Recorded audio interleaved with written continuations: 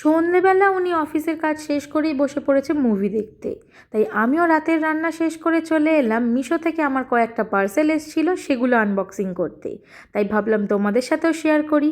কিছুই না, কয়েকটা রান্নাঘরেরই জিনিস অর্ডার করেছিলাম। দেখেছো গাইস, এটাতে আমাকে করে টাঙিয়ে দেবে একদিন একদিন করে।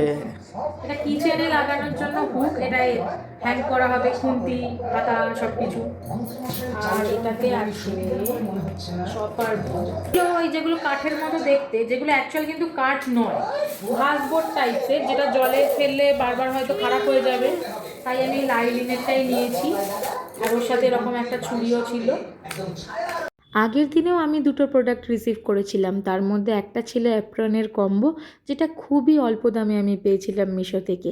আর একটা ছিল কুশনের কভার, যার মধ্যে 5 পিস এসেছিলো এরকম ডিজাইনের। এটা কিন্তু স্পন্সার্ড ভিডিও নয়, তাও বলছি প্রোডাক্টগুলো খুব ভালো, তোমরা চাইলে নিতে পারো।